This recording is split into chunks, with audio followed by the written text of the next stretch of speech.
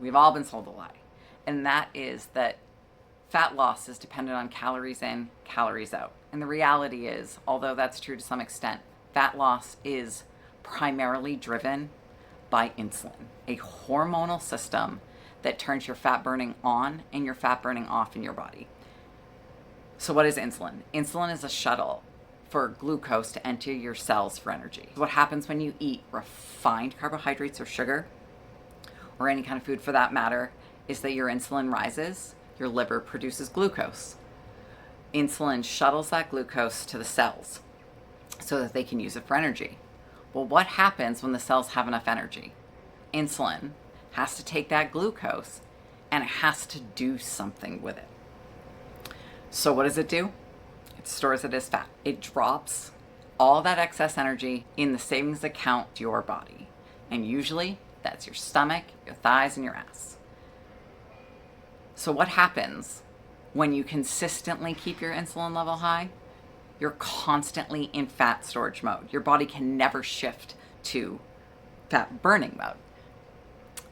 It means we've all been told that you just got to eat less and move more, that it's a zero-sum game. You got to burn more calories during the day you take in. And yes, to some extent that's true. We can't eat ourselves to oblivion and expect our systems to be able to handle that kind of input. But the reality is that someone who isn't insulin sensitive per se, that insulin system is functioning efficiently, they can eat more or less in a given day and they're not going to store fat because their insulin and that hormonal system is healthy. So how did we get to a place where we so grossly misunderstand fat loss to the point where we are eating ourselves fat and relying on calories in, calories out as like the gospel of fat loss? Well, let's take a look at the food we're eating. Let's take a look at billion-dollar industries whose sole purpose is to sell you carbohydrates. Think about it. You go into the grocery store, from deli to dairy, all of those aisles, doesn't matter how big the grocery store is, it is filled with processed carbohydrates and sugar in packages that they are trying to sell you. Deli to dairy, that is all processed carbohydrates. That is breads, that is cookies, that is granola bars, which are really just insulin bombs wrapped in this healthy label, right? It's an insulin bomb. It's raising your insulin levels. It's causing you not to burn fat. All of that food, there are billion-dollar industries surrounding selling that shit to you. Think about it. You can't go into a Home Depot, a Michael's, without there being racks with soda or with candy bars. You can't go anywhere without them trying to sell you carbohydrates. It's like kind of one of the craziest things in the entire world. So here we are, spiking our insulin, turning off our fat burning, and just getting fatter and being told, well, you know, you got to cut back on calories a little bit and you got to walk a little bit more. And the reality is, it took me a long time to realize fat loss is not a matter of discipline. It's just not. And I used to be one of those judgy bitches. I really was. I'd see someone who was obese and I'd say, oh, when did that person just throw in the towel and eat themselves into oblivion? All they got to do is eat a little less, get the fucking fork out of their mouth, and walk a little bit more. And I genuinely believed in that and I lived by that. Like, I was a bodybuilder. I was living a lifestyle where I lived with a food scale in my bag, and all of my meals were carefully portioned and timed. And I knew exactly how many calories were going into my body. I knew my macros. I was training hard and I was able to achieve the physiques that I wanted. But every single time I cut, it got harder. And every single cut where I was trying to lose weight and get to a physique that I thought would make me feel good actually felt kind of like shit.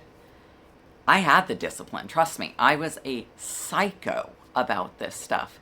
And it wasn't until I accidentally stumbled into what I know now that I realized that all of that was bullshit.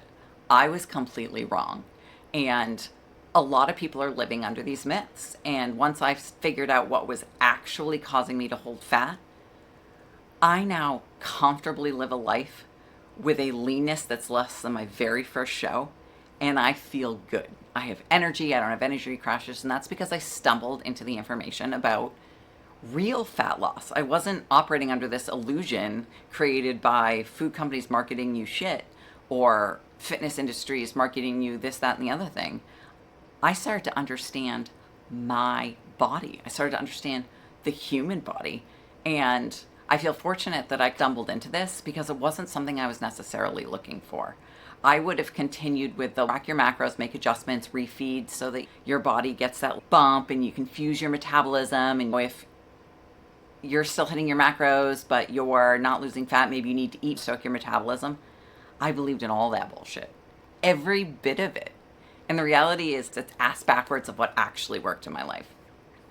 Because here's what's happening when you're doing that. First of all, eating 6 meals a day doesn't stoke your metabolism. It's just false and it's not really based in anything. Yeah, you burn calories during digestion, but they don't offset the calories that you're consuming.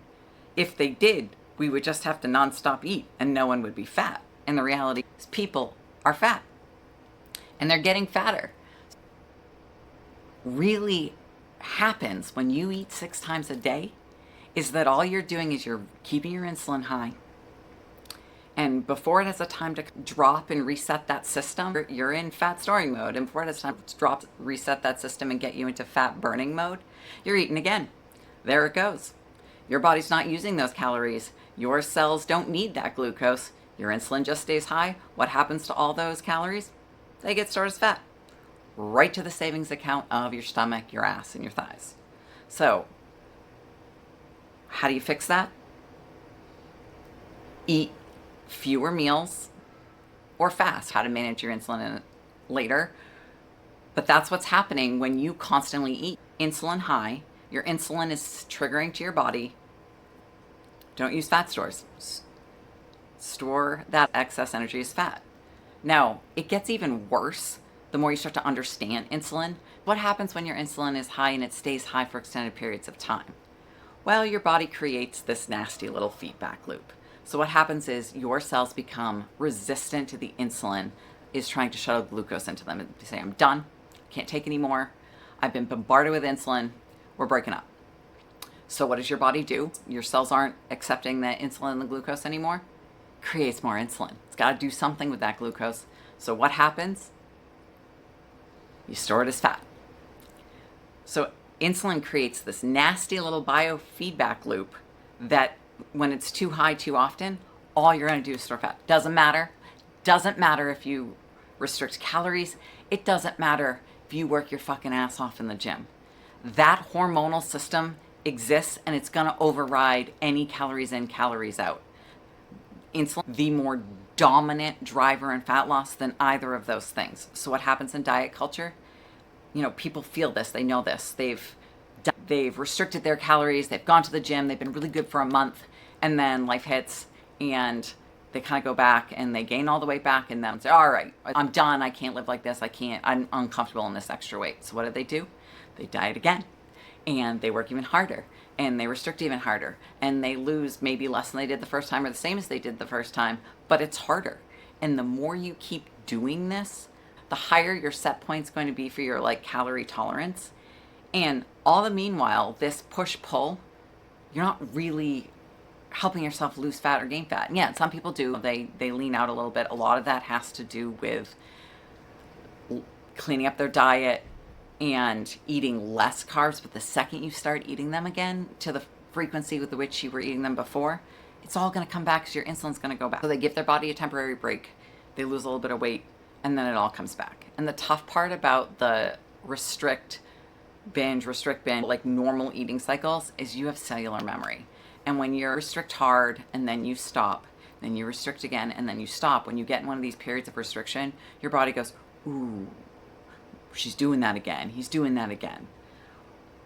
We're in restriction mode. The lizard part of our brain says, we're going to turn off fat loss. We're going to protect ourselves. Eventually food will come back. But in this moment, we're going to do what we have to do to protect ourselves. And it becomes harder and harder and harder to lose fat when you're dieting. So how did I stumble in? This is how I stumbled into understanding how to actually lose fat. And it's something that has fundamentally changed my entire life, and it's changed who I am. And I stumbled out of all those myths, and I stumbled out of that sort of arrogant calories in, calories out mode into, okay, this is what's actually going on in the body. And it's what was actually going on in my body. And it happened 2 years ago when my husband had a health scare and he changed his diet entirely. And I want to start out by saying that we were eaters, not just good food. I mean, we could pack away food. And it was rarely healthy when we were in a dirty bulk, or it was rarely healthy when we weren't in a cut. For example, during football season, he would gain 30 pounds because we wouldn't meal prep, and he'd just grab food one way or the other because he was so enmeshed in what he was doing that there just wasn't a ton of time. And during that period, he was eating free, so I was eating free. And I remember one night, film night, or he was coaching, I would go to the convenience store up the street on those nights that he was away working, and I would get a 14-inch pizza for myself with mushrooms and onions. I would get a large ham Italian, and in Maine, that's not like a nice Italian with nice bread and salami and ham, and no, that is lunch meat deli ham, cheap American cheese, peppers, onions, tomatoes, and pickles doused in oil. I would get a bag of salt and vinegar chips, and I would get a pint of ice cream, and every week I would eat that, and I would feel like shit. But I didn't really recognize what that was doing to my system and how that was impacting my insulin. I just knew that I binged. So now I got to clean it up the next day. And cleaning up the next day would make me feel a little bit better because I literally just gave my system a break from all of that sugar and all of those carbohydrates. But during one of his football seasons, he had a health scare. He thought he was going to die. And in that moment, he sat in the hospital waiting room. He did a bunch of research. And that day, he quit carbs and sugars forever. He went carnivore that day. And he did that a full year before I did. But one of the things I did in that moment is, all right, well, I'm not breaking up with carbs. Like, I need carbs. I'm a woman. My brain runs on carbs. I can't function on carbs. I'll be a disaster. I'll be a mess. How could I possibly live my life without carbs? So I went ancestral. So I cleaned up a little bit. It didn't mean that I didn't go out with my mother and sister and eat trash and stop at a convenience store every now and then on my way home for a Diet Dr. Pepper and a Reese's cup. I was still doing those things while he was strictly carnivore. And he started to feel really good. And about a year in, I looked over at him and he had lost around 50 pounds. He was also a bodybuilder, so he's got big chest, big shoulders, big quads, big calves. And he just looked really, really good. And I was like, damn it. Must be nice to have testosterone. And I was partially right. Testosterone plays a huge role in building muscle. But what I didn't understand at that time, must be nice to have testosterone, and I want to look like that, was that he had managed his insulin levels so the fat was literally just melting off. And he carried a lot of muscle from being a bodybuilder. And one of the things that having more muscle does is it helps mitigate your insulin levels when you do overconsume. And for him, overconsuming and getting an insulin rise would be just having too much protein. You can get a little bit of an insulin rise from too much protein, but it's nothing like sugar and carbohydrates. So a year in, we were about to start another football season. I said, I'll do this. I'll go carnivore for a month or two. I'll clean up, shed some weight, start to feel a little bit better in my skin. And then that was it. It was over. I was done. I survived the first 2 weeks, which were garbage. I was crashing off those insulin crashes. That's another tough part about insulin, where you get these negative feedback loops from having high insulin.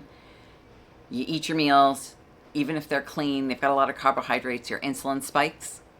Once that system kind of runs out of gas and it drops, what do you want? You want carbs. You're craving shit. For me, that was 2 o'clock in the afternoon. I would have this crash and all I wanted was a candy bar.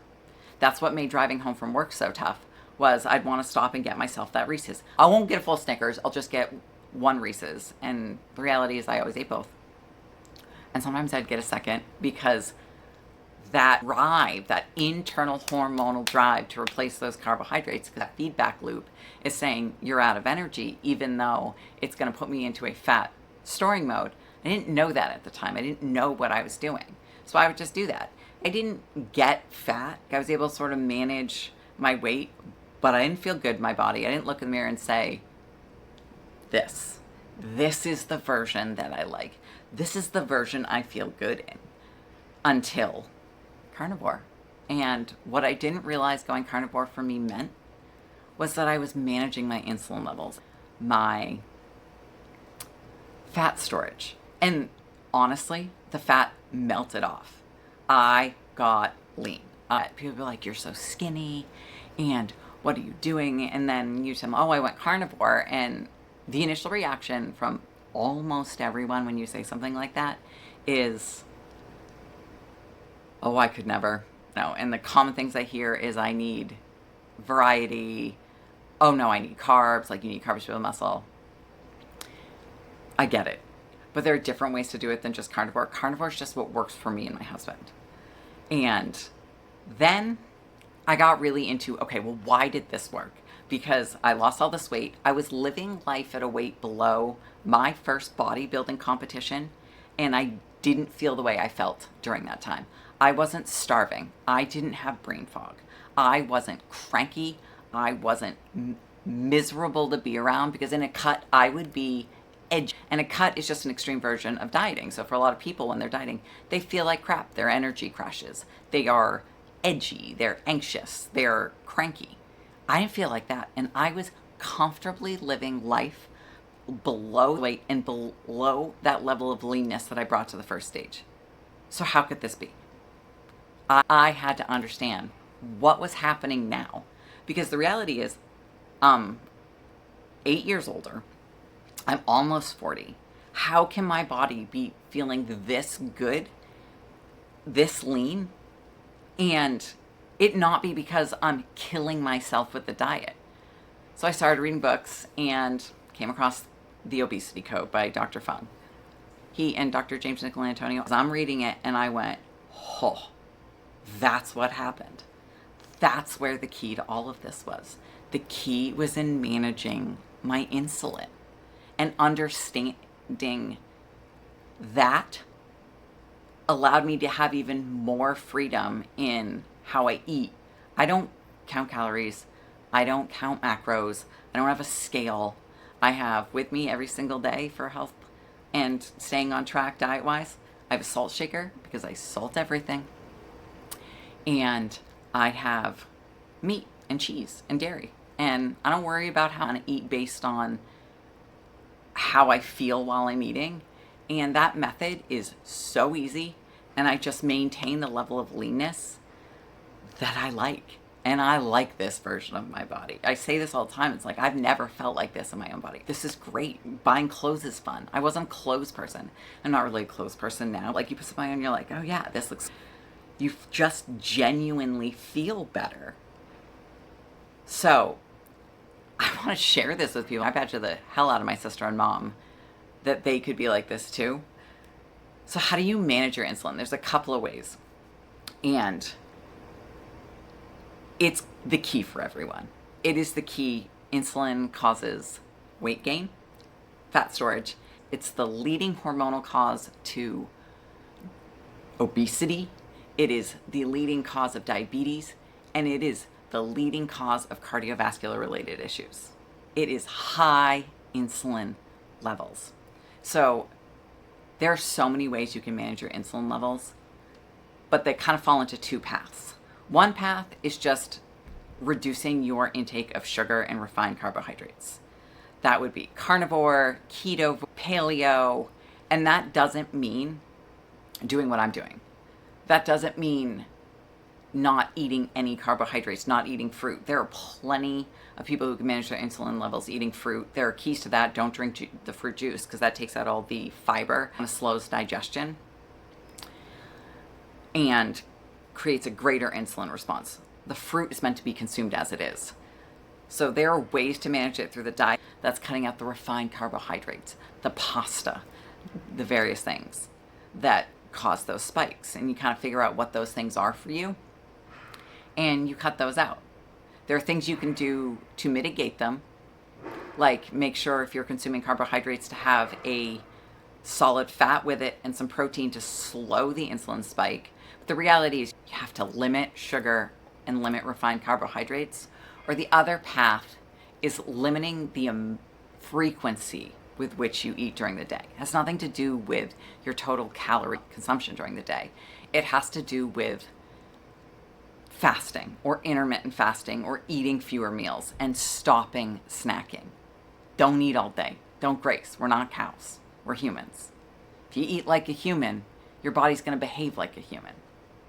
So that's cutting out the junk you put in your coffee in the morning. That's cutting out all the snacks in between meals. That's eating healthy meals with enough space between them that when your insulin rises because of the meal, you give it enough time for that system to recover so that when you bring it up again, which is the normal response to eating, your body actually needs to do this to create energy. It just has had enough time to reset. So what really works for my husband and I is we are 16/8. We intermittent fast. We eat in a window. So those 16 hours that we're not eating, our body's resetting. Our insulin levels are coming back to normal and those hormonal systems are resetting. And that's like so those two paths are the route in which you can manage it. And within that, there's a ton of modifications you can make on either path. And sometimes that's playing with the foods that you're sensitive to. Sometimes that's playing with the windows with which you eat. 14-10, 12-12. I mean, throwing in an extended fast every once in a while to reset those systems. Like, you can play with those, but as long as you're working to reduce your insulin, you're going to be turning on your fat burning systems as opposed to keeping them turned off. And that's also one of the really cool things, one of the things that should genuinely give people hope who are struggling to lose fat, is that this isn't about willpower. This isn't about obsessive discipline. This is about understanding how your body actually works and what it's actually doing, and then utilizing that to achieve your goals and utilizing that to get healthy. You can do this. You just have to understand what's going on in your body. And it takes a little trial and error. But as you're trialing and erroring, if you're doing the right things to keep insulin lower, you're going to get the benefits. You might just not have the optimal system for you in that one moment. And that's going to take a lifetime to figure out. But as long as you're lowering your insulin, your body can actually turn its fat burning systems on. Your body's going to signal to use fat instead of glucose for energy. And you're going to lose weight. You're going to shed fat. And you're going to feel really, really good, because fat burning, as opposed to the crashes and spikes of insulin and glucose, that is a cleaner energy system, that is cleaner fuel, and it's just far more enjoyable to live life under those circumstances. So when you stop chasing calories and you start controlling insulin, everything changes. When you reclaim your biology, fat loss isn't going to be the battle anymore. It will be inevitable. This isn't about willpower. This is about understanding how your body actually works. So stick around. I'm going to talk about a lot more topics like this. And thank you for being here.